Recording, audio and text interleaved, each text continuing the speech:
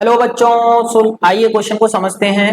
The position coordinate of a particle moving in 3D coordinate system is given by X coordinate, Y coordinate and Z coordinate यहाँ पर दे दिया and speed of the particle is.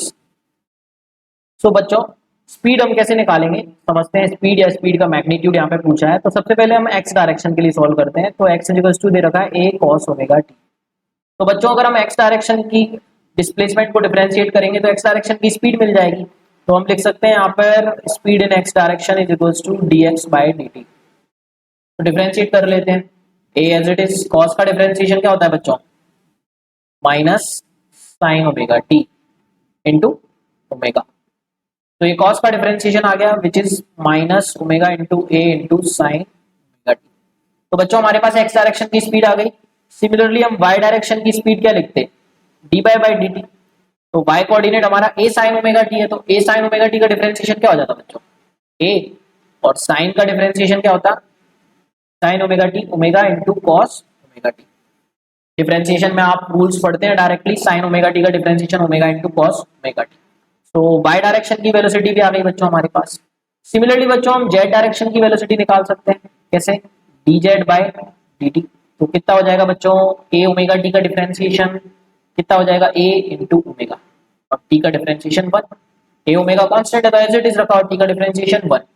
तो बच्चों हमारे पास x direction की speed आ गई, y direction की आ गई, z डायरेक्शन की आ गई। अगर हम इसको वेक्टोरियली लिखते तो बच्चों वेक्टर आ जाता है यहाँ पे क्या हो जाता? आई कैप। x डायरेक्शन में यूनिट वेक्टर हम आई कैप लेते हैं, और y डायरेक्शन में j कैप अगर वेक्टोरियली लिखते, और z डायरेक्शन में k कैप, है ना बच्चों। तो dz बाई dt जो कि वेलोसिटी इन z डायरेक्शन। तो बच्चों वेलोसिटी वेक्टर में कितना लिख सकता था? Finally minus omega A sign omega T I cap. सबको ऐड कर देते हैं, ए ओमेगा कॉस, वेक्टोरियली तो डायरेक्ट ऐड कर सकते हैं, है ना, प्लस ए ओमेगा कैप। सो ये वेलोसिटी वेक्टर फॉर्म में आ गई। अब बच्चों वेक्टर फॉर्म में जब वेलोसिटी आ गई तो इसका मैग्नीट्यूड भी लिख लेते हैं हम। मैग्नीट्यूड कितना होगा? तो मैग्नीट्यूड कितना होगा बच्चों? Under root a omega sine omega t का होल स्क्वायर, ए ओमेगा साइन ओमेगा टी का होल स्क्वायर, प्लस ये सॉरी माइनस होना चाहिए यहाँ पे, माइनस ए ओमेगा, हालांकि माइनस का स्क्वायर कट जाएगा बट मैं यहाँ पे लिख रहा हूँ minus a omega sine omega t का square, and then a omega cos omega t का होल स्क्वायर, प्लस ए ओमेगा कॉस ओमेगा टी का whole square, and then plus A omega का होल स्क्वायर, ए ओमेगा का whole square. बच्चों ये कैसे लिखा मैंने? सिंपली हमारे पास जब I cap plus J cap plus K cap, A I cap plus B J cap plus C K cap का फॉर्मेट हो तो मैग्नीट्यूड हम वेक्टर्स में पढ़ते हैं बहुत अच्छे से, under root A square plus B square plus C square. तो यहाँ पे हमने लिख दिया। अब हम इसको सॉल्व कर लेंगे तो ये कितना हो जाएगा? ये हो जाएगा a square omega square sine square omega t plus a square omega square cos square omega t plus a square omega square under root में।